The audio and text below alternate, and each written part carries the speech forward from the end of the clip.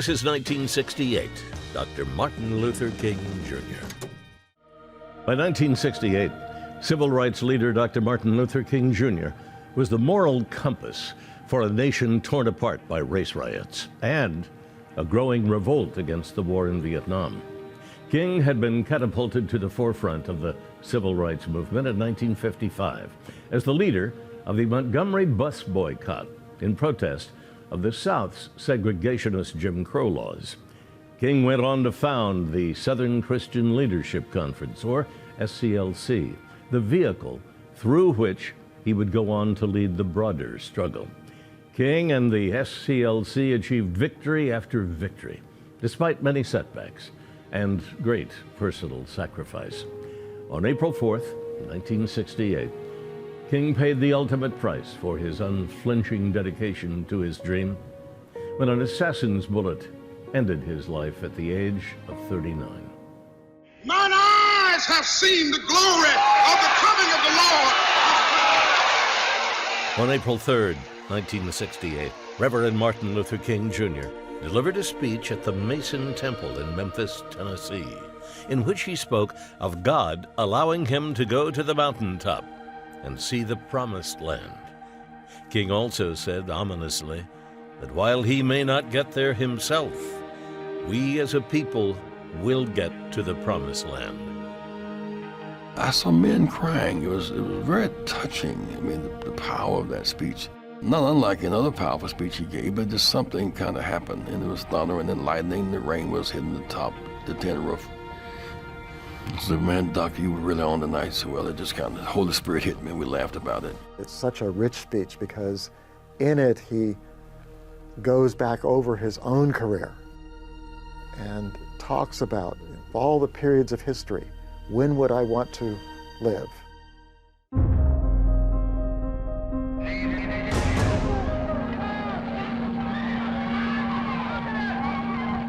The crowd assembled around the reflecting pool before the Lincoln Memorial occupies every inch on the lawns and under the trees. And he comes to the conclusion, I would want to be here in the middle of the 20th century, because now people throughout the world are saying we want to be free. And this is my mission. We ain't gonna let nobody turn us around.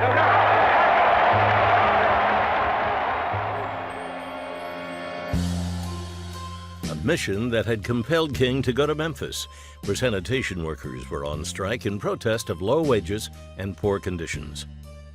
By the end of 1967, he understands that the underlying issue for a lot of the problems of the country are economic, and particularly persistent poverty. And he understands what is going on in Memphis is a dramatic example of the larger issue of poverty. And here you have poor sanitation workers who have mobilized themselves to protest. Dr. King said, if these garbage workers, these are men, and they too want to take off those overalls one day, bathe and dress up and come to their child's graduation too. They're somebody, he was saying in effect. Jackson was one of the civil rights leaders who had gone with King to Memphis. On April 4th, they waited at the Lorraine Motel for a federal permit to stage a march. They were supposed to go to dinner at the home of a local minister before going to church. Shortly before 6 p.m., Jackson was in the parking lot with the saxophonist Ben Branch. Dr. King left his room 306 at the Lorraine Hotel just before dinner to get some air. He walked over to the railing at this spot, and noticing some friends below, he leaned over and began to speak with them. Ben was in the car about to go home on the way to the church. He said, please play my favorite song tonight, Precious Lord. He'd heard him play it 2 weeks before in Chicago. And Ben said, I will. And he raised up his hand. I said, Doc. And I said, Doc, the bullet struck here.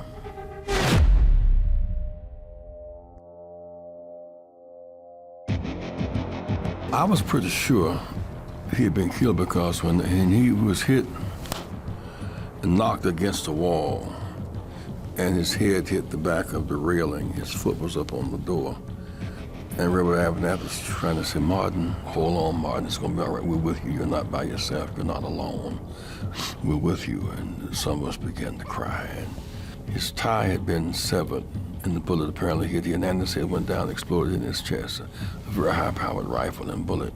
It was clear that Dr. King's eyes were rolling back in his head. He was dead. It was an eerie scene, and so I walked away to the room where I was standing next door and called Mrs. King. It was a long 10 steps to get to that phone. And said, Mrs. King, Dr. King has been shot. I think it's in the shoulder.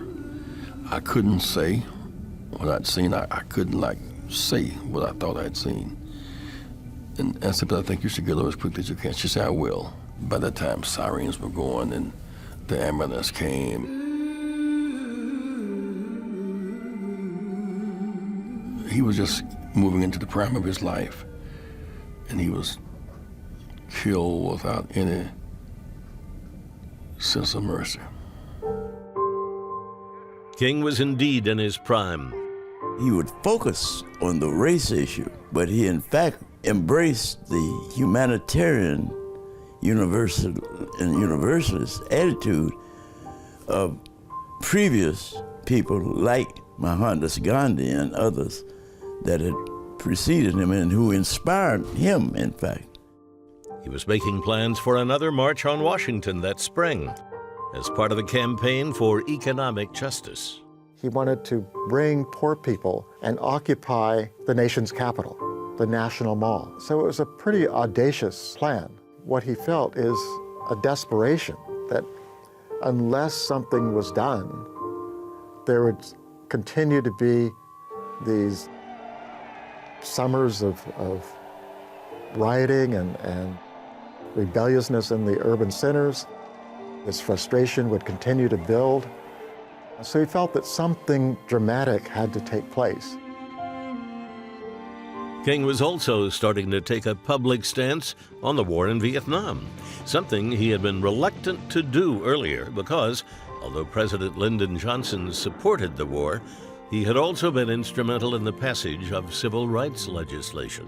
By 1967, of course, he understands that the war issue is important in its own right, but it's also taking resources and energy of the federal government away from the economic problems that he wants to solve.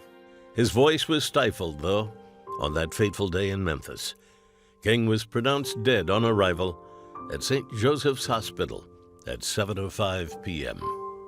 Dr. Martin Luther King, the apostle of nonviolence in the civil rights movement, has been shot to death in Memphis, Tennessee.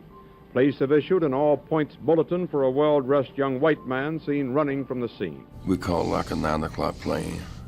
Then by that time, the city was on fire, and the nation was on fire by that time.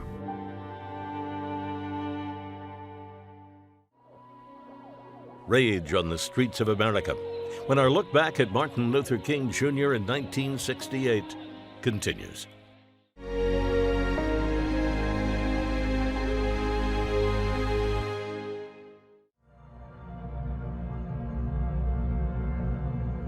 I ask every citizen to reject the blind violence that has struck Dr. King, who lived by nonviolence. President Johnson appealed nationally for calm, asking all citizens to deny violence its victory. Nevertheless, the murder sent a shock wave of violence rolling through the big cities of America.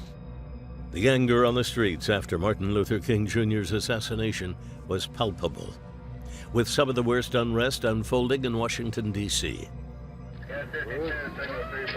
The looters were mostly young Negro men and women, as well as boys down to the age of 6 or 7. They hit the liquor stores first, then went for clothing stores, appliance stores, and other shops. They roamed back and forth across 7th Street, unhindered by the police, cheering as another plate glass window caved in, laughing at each other as they emerged with armloads of loot.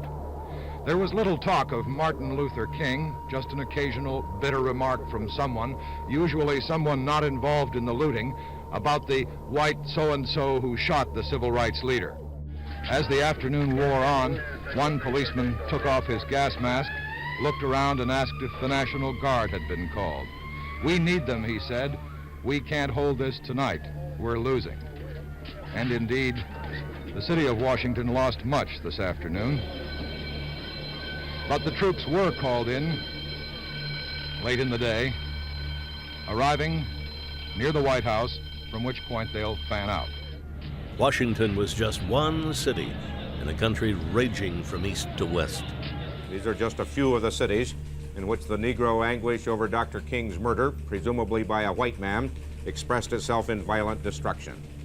Detroit, the scene of last summer's worst rioting, tonight is under a curfew with some 3,000 National Guardsmen on duty to enforce it.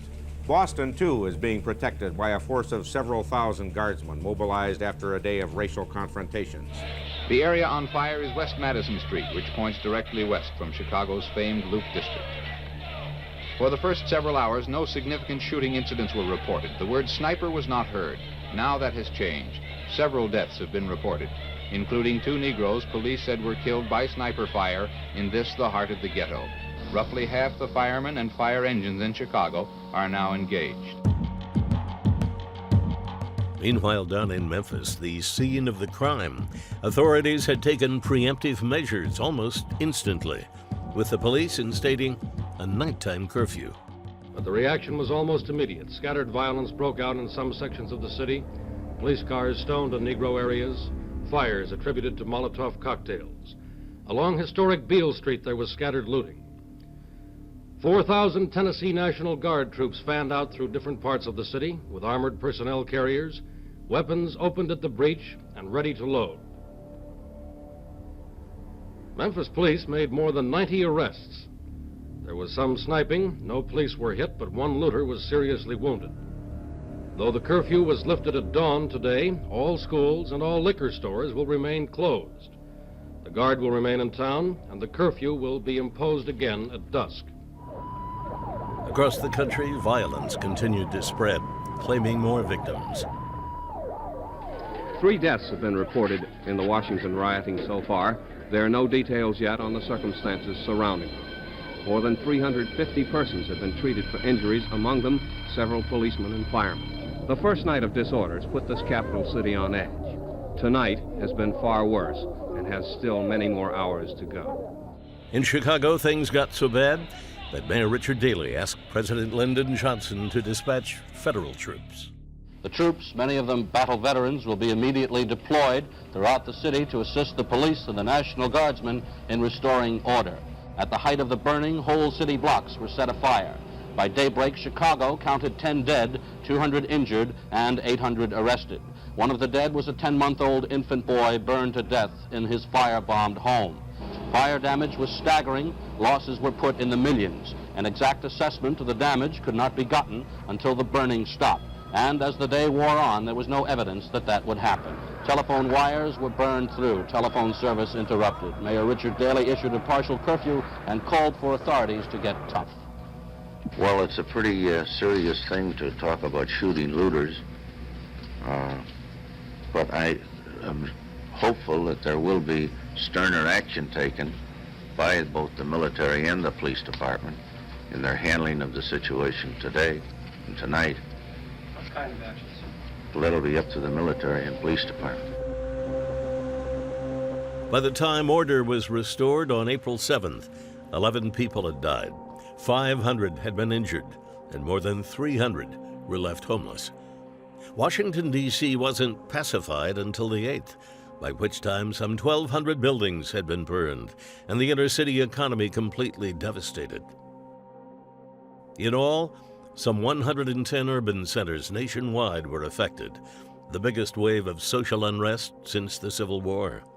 It was, in fact, the type of uncontrollable rage that King had hoped to address with his Poor People's Campaign for Justice. A family, a movement, and a nation grieves when our look back at Martin Luther King Jr. in 1968 continues.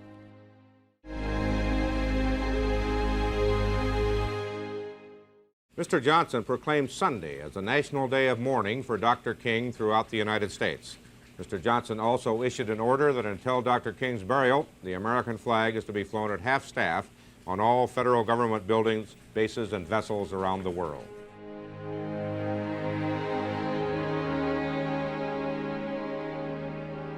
On the night of the assassination, King's body was taken to the R.S. Lewis and Sons Funeral Home in Memphis, where a steady stream of people came to pay their respects the following day.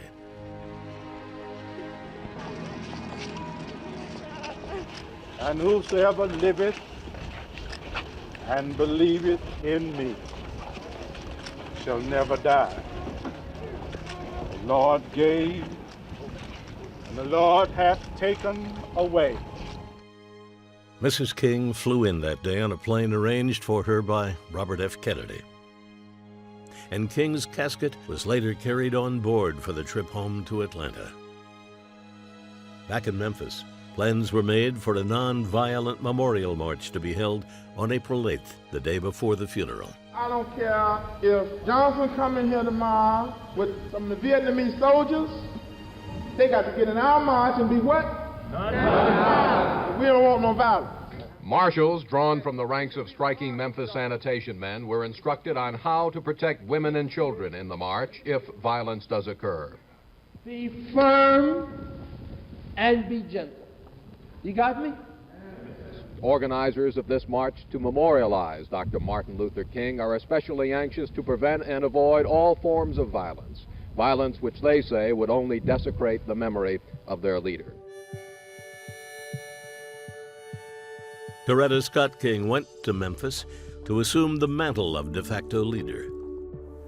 Coretta, who most people simply saw as the widow, someone who was grieving for the loss of her husband, she makes the decision to bring her kids to Memphis and to march in that march that Martin Luther King would have led. He would have wanted me to be here. The following morning, a private funeral service was held at Ebenezer Baptist Church in Atlanta, where both King and his father had served as senior pastors. Some 1,300 people, including Robert F. Kennedy, who himself would be assassinated 2 months later, filed into the church. Also in attendance were Jackie Kennedy, Senator Edward Kennedy, and Richard Nixon, who would be elected president that November. Precious in the sight of the Lord is the death of his saints. The service was led by Reverend Ralph Abernathy, who would succeed King as president of the Southern Christian Leadership Conference. We gather here this morning in one of the darkest hours. When the service was over, King's wooden casket was carried out of the church by 6 pallbearers, who loaded it onto a simple wagon pulled by 2 mules. The carriage was a way of depicting his humility, and the funeral was planned around his value system.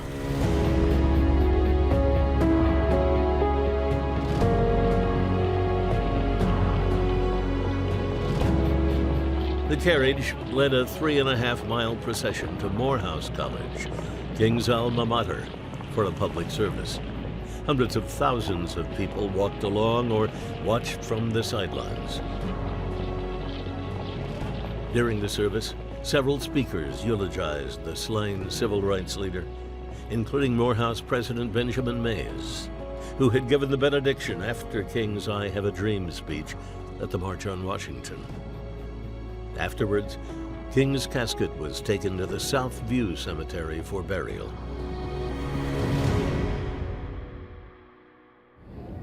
And the final act of this day, which began 7 hours ago almost, is about to begin.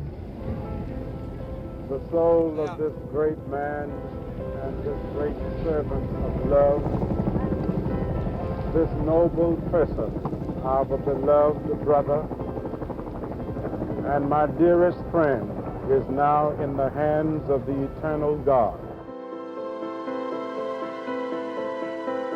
We commend his deeds to all mankind, his services and sacrifices to all generations.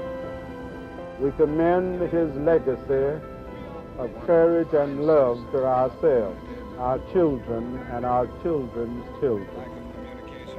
We commend his life to the universe.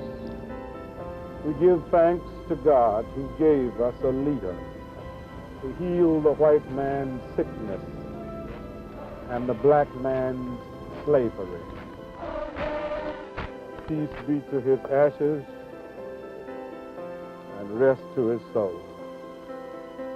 Amen.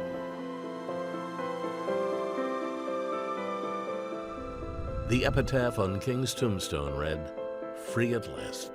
Free at last. Thank God Almighty, I'm free at last." It was the chorus of an old slave hymn that King often quoted.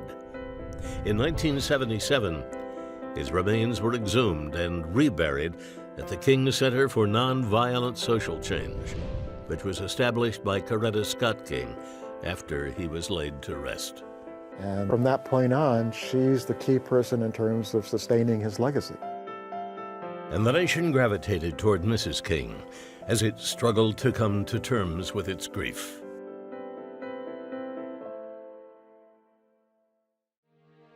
Coming up, the search for the most wanted man in America, when our look back at Martin Luther King Jr. in 1968 continues.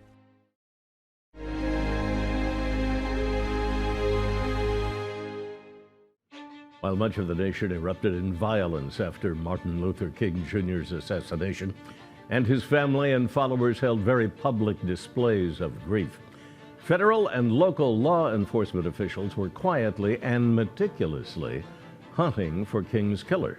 The man named as James Earl Ray was arrested at 11:15 this morning by 2 Scotland Yard detectives as he passed through the British immigration offices for a flight to Brussels. An announcement by the American FBI Director, J. Edgar Hoover, said the man was fully armed with a loaded pistol and he carried 2 Canadian passports in a false name. Ray's arrest on June 8, 1968, ended an intensive manhunt that had begun immediately after the assassination. Ray was brought to the Cannon Row police station in London, where he was charged with possessing a forged passport and having a firearm without a certificate. He was then detained while awaiting extradition to the U.S. on murder charges. Back home, the news of Ray's arrest made headlines nationwide. The investigation had begun right away, and officials had found a rifle on the ground near a boarding house located just a block away from the Lorraine Motel. A man had checked in that afternoon under the name of Eric Starvo Galt, and witnesses had seen him leaving hours later, driving a white Mustang. The Mustang was found in Atlanta, with a license plate issued to Galt. As the search continued, the evidence revealed that Galt was in fact Ray, an escaped convict who had broken out of a Missouri prison the year before. By that time, he had made his way to Toronto, where he remained undiscovered. After he had been named as a suspect in the murder, Ray had obtained a false passport under the name of Raymond George Sneyd, who was a Toronto policeman, and flew to London, where he checked into a small, unassuming hotel. What date did George Sneyd check in here? Checked in on the 28th of May and stayed until the morning of the 5th of June. Do you know where he went on the morning of the 5th of June? I believe he went to the air terminal. He asked me to get him a taxi and I rang for a minicab. That was the destination he gave. Ray then made a quick trip to Portugal to pick up another fake passport, returning to London on the 8th. The FBI was by then hot on his trail and had alerted British police to his travel plans. When he was arrested, Ray had been heading for white-ruled Rhodesia in southern Africa.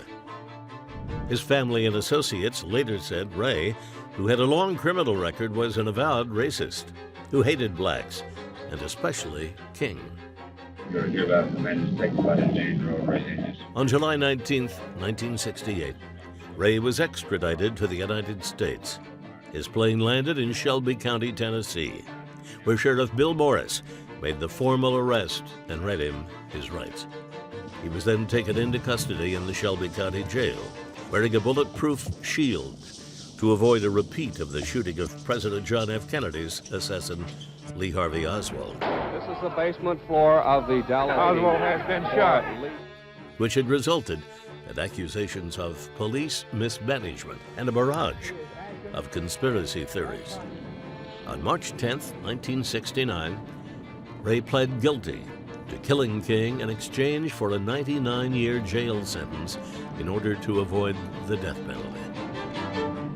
At no time from the very first minute that I started talking with James Earl Ray did he or I ever expect or hope for any verdict except one that would save his life. We accomplished that by agreement without a long trial. We accomplished it without putting his life in the scales. But Ray had also said that his guilty plea didn't mean he hadn't been part of a conspiracy. And 3 days after the sentencing, he recanted, hiring a new lawyer and seeking a trial. James Earl Ray's new attorney is a professional segregationist and anti-Semite named J.B. Stoner from Savannah, Georgia. Mr. Stoner came to pay a call on his new client this morning at the Tennessee State Prison in Nashville. Mr. Ray said it was all right for me to tell you that he is not guilty and that he was pressured into a plea of guilty when he wasn't guilty. Who's taking care of your fee for this, Mr. Stoner? No comment. Did he say who pressured him into a plea? No comment on that either. In the end, Ray was not granted a trial. But in 1978, he testified before the House Select Committee on Assassinations, which concluded that although he had used the rifle and fired the shot that had killed King, circumstantial evidence suggested there was the likelihood of a conspiracy. Still, Ray would spend the rest of his life trying unsuccessfully to get a trial.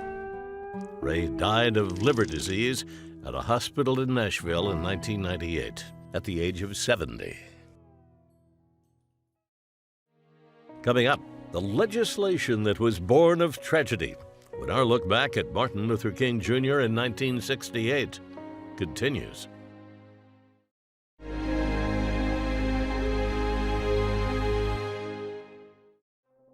The day began with 21 civil rights leaders summoned to the White House. What can and should be done was the question. Most of those asked were black. Mr. Johnson and those conferring interrupted their session to attend memorial services for the Reverend Dr. King at National Cathedral. It was the saddest day of the Johnson presidency since that November Friday in 1963 when he returned to Washington from Dallas. It was also the day that Johnson wrote a letter to the House of Representatives urging passage of the Fair Housing Act, which had already been passed by the Senate. King had been at the forefront of the fight for fair housing ever since the summer of 1966, when he had taken part in protests in Chicago, calling for open housing in the largely segregated city. There's not segregation in public places, but there's still this entrenched neighborhood segregation. The schools are segregated, and the black schools are inferior. So all of these issues are national issues, and he feels that Chicago has to be the test case. We march here today because we believe that Chicago, her citizens, and her social structures are in dire need of redemption and reform. Earlier that year, King and others had been invited to the White House to discuss the issue. While they were there, Johnson had written a message to members of Congress calling for enactment of the first effective federal law against discrimination in housing. But both the House and the Senate had failed to take action. Now Johnson maintained that the bill would be a fitting tribute to the slain civil rights leader. And with the streets of Washington, D.C. on fire in the aftermath of the assassination, the House Rules Committee completed its hearings. The bill passed by a wide margin on April 10th, and Johnson signed it into law the following day. Hail to the Chief is played as President Johnson enters the East Room of the White House, where he will sign the new Civil Rights Bill, which prohibits the racial discrimination in the sale and rental of houses and apartments. Johnson recalled signing the Civil Rights Act of 1964, which banned segregation in public accommodations and discrimination in employment, and the Civil Rights Act of 1965, granting every citizen the right to vote in an election. Now with this bill, the voice of justice speaks again. It proclaims that fair housing for all human beings who live in this country is now a part of the American way of life. Johnson used the occasion to condemn King's murder and the violence that erupted in its wake. Of course, all America is outraged at the assassination of an outstanding Negro leader who was at that meeting that afternoon in the White House in 1966. And America is also outraged at the looting and the burning that defiles our democracy. And we just must put our shoulders together and put a stop to both. The time is here. Action must be now. In the Civil Rights Act of 1968, America does move forward. And the bell of freedom rings out a little louder. We have come some of the way, not near all of it. There is much yet to do.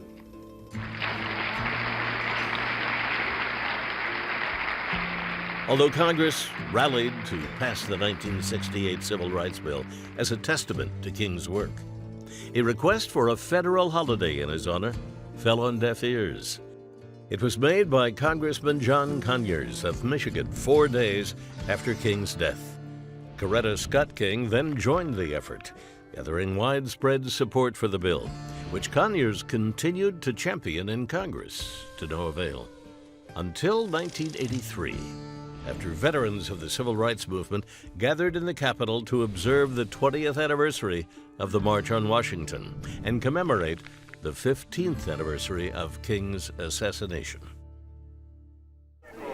The politicians clearly sensed the symbolism of the day. On the Senate floor, Mrs. King watched from the gallery as the Senate voted overwhelmingly 78-22, declaring the third Monday in January a holiday for the slain civil rights leader. The passage of this bill with strong bipartisan support has brought us much closer to the realization of Martin Luther King Jr.'s dream. 2 weeks later, President Ronald Reagan signed the bill into law. Traces of bigotry still mar America. So each year on Martin Luther King Day, let us not only recall Dr. King, but rededicate ourselves to the commandments he believed in and sought to live every day.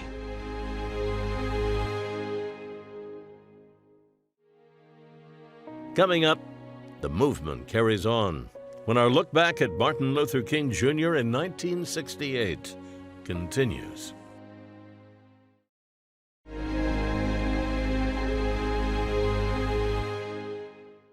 This man believed in nonviolence, and he lived it, and he acted it every day of his life. He made it very, very clear over and over again to the staff that nonviolence for him was not just a strategy or a technique or even a philosophy, but it was a way of life. A way of life that many questioned after King himself was so violently killed. But the Southern Christian Leadership Conference vowed to stay the course. You cannot let one bullet kill a whole movement. I remember Reverend Abernathy, should I say, we was going to Washington, and we cannot let that bullet stop the Poor People's Campaign. If we stop now, Martin will be disappointed.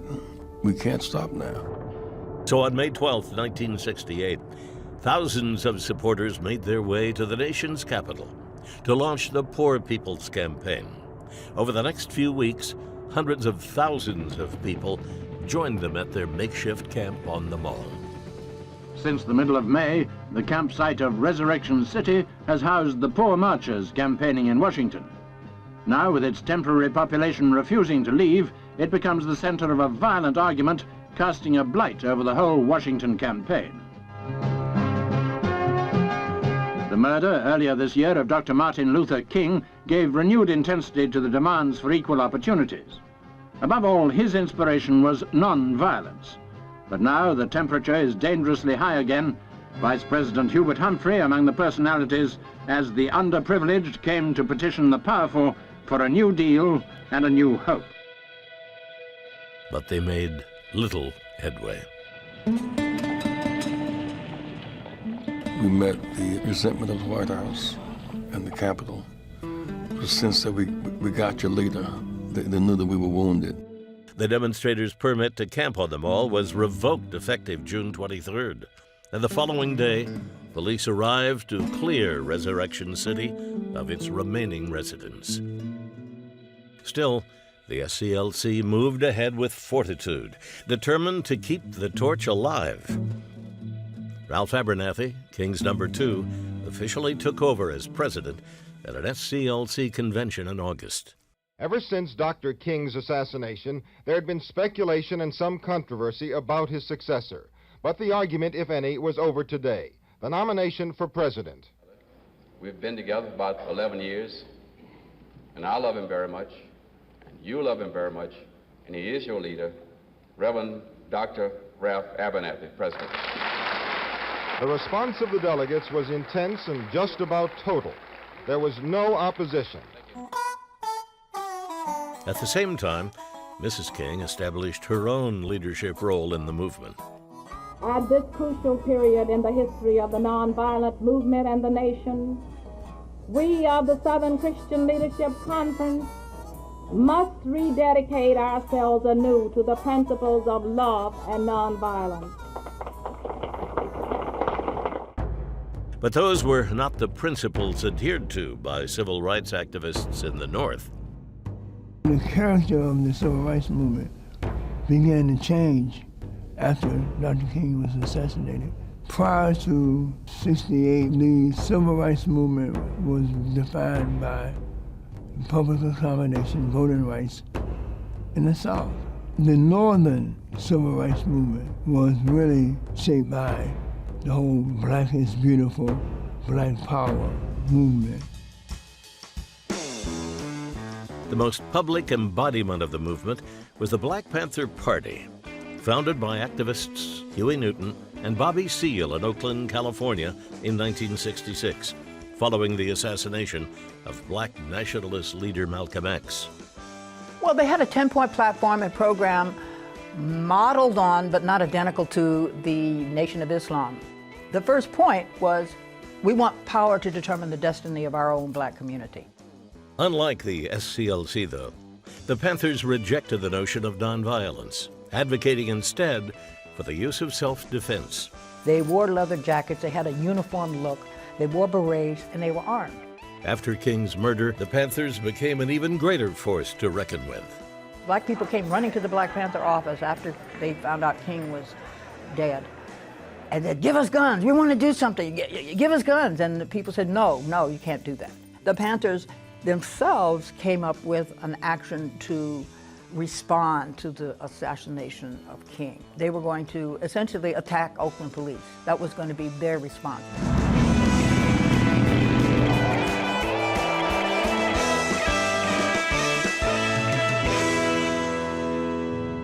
Cleaver's husband, Eldridge Cleaver, led the ambush, during which 2 officers were wounded.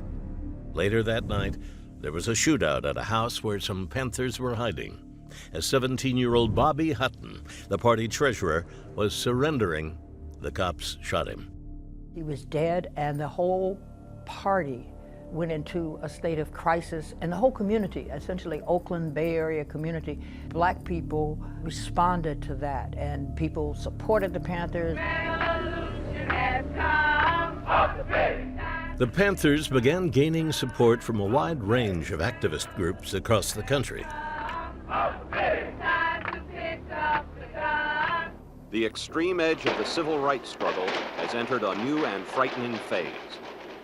300 Los Angeles policemen are involved in a raging gun battle for nearly 5 hours. They are assaulting an office of the Black Panther Party, the most powerful militant black organization in the country. The shootout in Los Angeles was the latest in a long series of violent conflicts between police and the Panthers. In the past 2 years, 5 policemen and at least 10 Panthers have killed each other in gun battles. The United States government has a plan for genocide against our party. They're not picking any bones about it. In 1967, the FBI under J. Edgar Hoover had instructed its Covert Counterintelligence Program, or COINTELPRO, to neutralize black nationalist groups. The initial targets had included King and the SCLC, but in September 1968, Hoover described the Panthers as the greatest threat to the internal security of the country. The FBI's protracted campaign against the Panthers would contribute to its eventual demise in 1982. The SCLC, for its part, continues to operate nationwide, still committed to nonviolent action to achieve social, economic, and political justice. It never found the same kind of prominence it had under King's leadership, but his legacy has endured the test of time.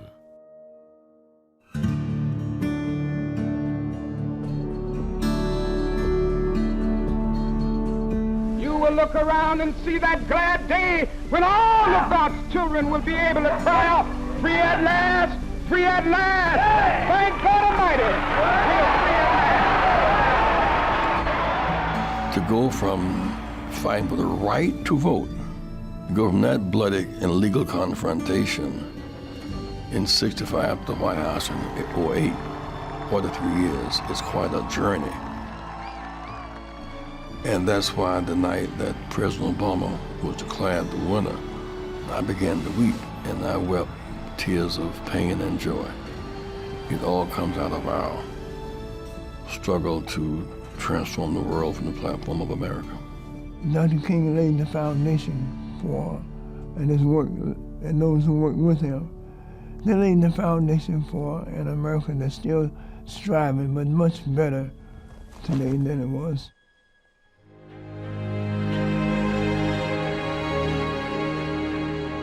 So you saw that good people fight to change structures.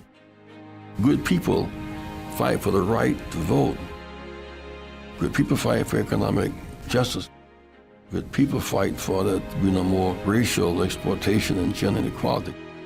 Good people fight for human rights for all human beings.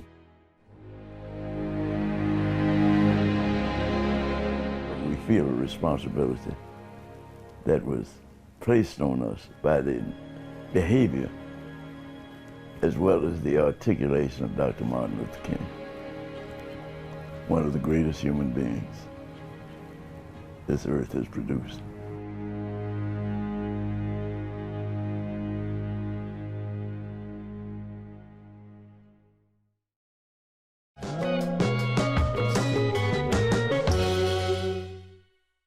After the nation lost one of the greatest humanitarians ever, the legacy of Dr. Martin Luther King Jr. lives on. Tremendous progress has been made in political, social, and economic equality.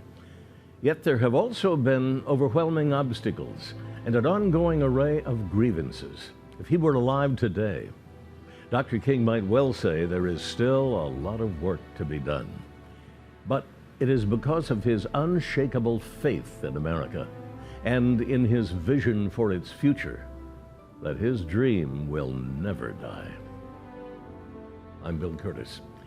As we leave, one last look back at the life and death of Dr. Martin Luther King Jr. in 1968.